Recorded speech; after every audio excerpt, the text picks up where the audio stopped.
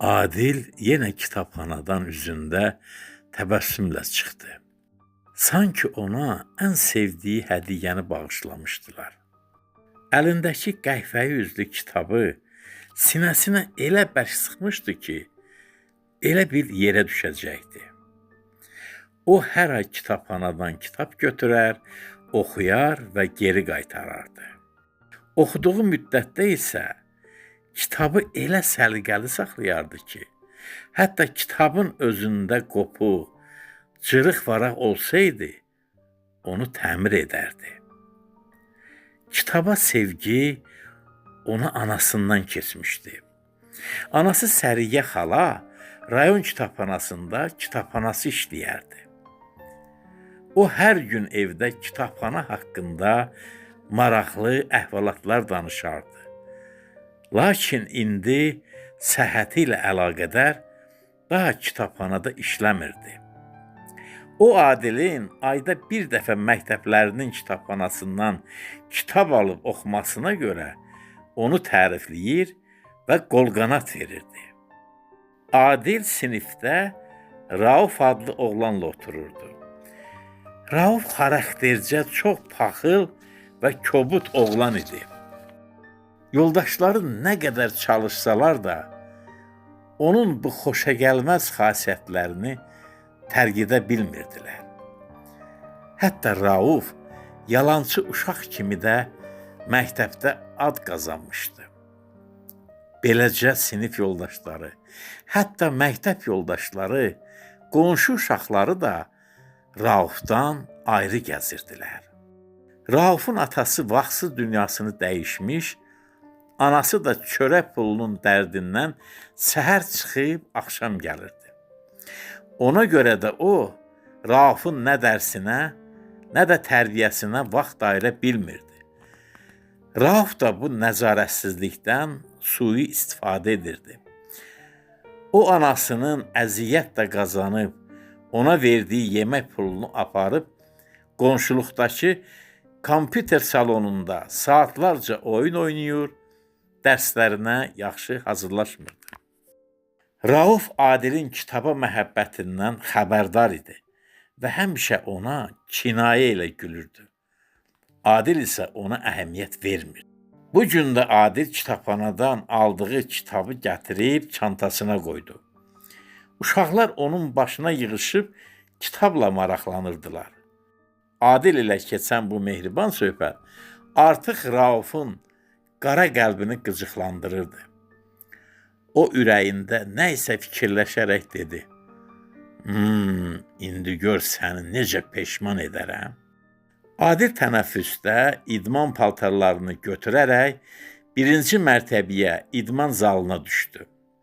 Uşaqlar da bir göz qırpımında idman zalına getdilər. Onlara idman dərsi idi. Məktəb çantası sinif otağında qalmışdı. Rauf bu fürsəti əldən vermək istəmədi. Çünki sinifdə heç kəs yox idi. Rauf tez Adilin çantasını açaraq kitabxanadan götürdüyü kitabı çıxardı. Kitabın orta hissəsindən 3-4 vərəq cırdı. Sonra kitabı yerinə qoydu. Cırılmış vərəqələri isə öz çantasına qoydu. Çantanın ağzını bağladı və şübhə yaratmamaq üçün səliqəyə saldı. Sonra özü də idman paltarlarını götürüb zala getdi. Aradan bir neçə gün keçmişdi, amma Adil çox bikef idi. O kitabın cırılmış vərəqləri haqqında kitabxanaçıya məlumat vermişdi. Lakin kitabxanaçı ona inanmamış. Kitabların vərəqlərini onda cırıldığını qeyd etmişdi. Bu tənə Adilə çox pis təsir etmiş və sarsılmışdı. Kitabxanaçı Adilin necə məsuliyyətli və səliqəli olduğunu bilirdi. Hətta ona kitab verərkən adını jurnala belə qeyd etmirdi. Adil bu inamı qazanmışdı, lakin kitabı Adilə verməmişdən əvvəl yoxladığı üçün vərəqlərin Adildə cırıldığına əmin idi. Adilin bu halı Raufa ləzzət eləyirdi. O bilirdi ki, Adil niyə bikefdir. Adil isə hələ də düşünə-düşünə qalmışdı. Axı vərəqləri kim cıra bilərdi? O həm təəssüf hissi keçirir, həm də vicdanının rahatlığından özündə təskinlik tapırdı. Bir gün müəllimənin bu sualı Raufun xarakterində böyük dəyişiklik elədi. Uşaqlar, kim axşam yatanda öz vicdanına hesabat verir? Güloğlan dedi. Müəllimə, vicdan nə deməkdir? Müəllimə cavab verdi. Vicdan sizin daxilinizdə olan, gözlə görünməyən, əllə toxunulmayan məninizdir. Vicdan sizin danışdıqlarınız yalanları, doğruları, etdikləriniz pislikləri, yaxşılıqları, hər şeyin doğrusunu biləndir. Onu aldatmaq olmaz. O aldanmır. Onda heç nə gizlin qalmır. O səni etdiyin pis əməllərə görə mühakimə edir, ittiham edir, səni doğru yola səsləyir. Deyəsən müəllimə cırılmış vərəqdən xəbərdar idi. Yoxsa durub durarkən niyə belə sual versin ki? Rauf dərin fikrə getmişdi. O düşünürdü ki, bəs mən vicdanıma nə deyim? Müəllimənin davam edərək 10 dəqiqə etdiyi məruzə Raufu deyəsən təsirləndirmişdi. Çünki kim etdiyi səhv hərəkətdən peşman olub, üzr istəsə, onun vicdanındakı qara ləkələr təmizlənəcək.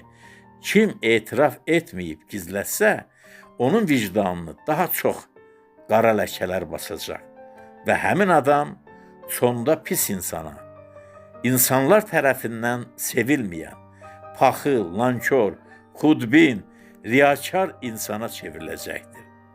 Ona görə də səhv etməyin.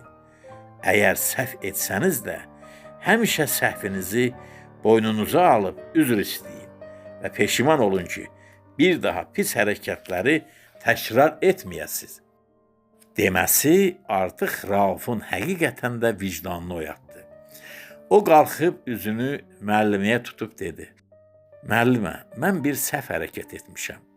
Adilin kitabxanadan götürdüyü kitabın vərəqlərini cırmışam. Ona görə də Adildən üzr istəyirəm. Uşaqların gözləri Raufa zillənmişdi. Müəllimə isə istədiyinə nail olduğu üçün həm sevinir, həm də bu sevincini biruzə verməməyə çalışırdı. Adil isə özünü elə bil uzun müddətdir itən əşyasını tapmışdır kimi hiss eləyirdi. Onun baxışları müəllimə ilə toqquşdu. Hər ikisi artıq daxilən rahatlaşdılar və bunu baxışları ilə bir-birinə ötürdülər. Çünki 2 gün əvvəl Adil bu hadisəni müəlliməsinə həyəcanla danışanda müəllimə onu inandırmışdı ki, o bu xoş olmayan iş görəni tapacaq və onun səhvini başa salacaq ki, bir də belə bir iş tutmasın. İndi Adil həm kitabın vərəqlərini cıranın kim olduğunun məlum olmasına, həm də bir kobud, paxıl yoldaşının öz səhvlərini başa düşərək peşman olub bir daha belə hərəkətlərə yol verməyəcəyinə söz verməsinə sevinir, özünü xoşbəxt hiss eləyirdi. Artıq Rauf həm müəlliməsinə, həm də yoldaşlarına söz verdi ki, vicdanını qara ləkələrdən təmizləyəcək və onu pak saxlayacaq.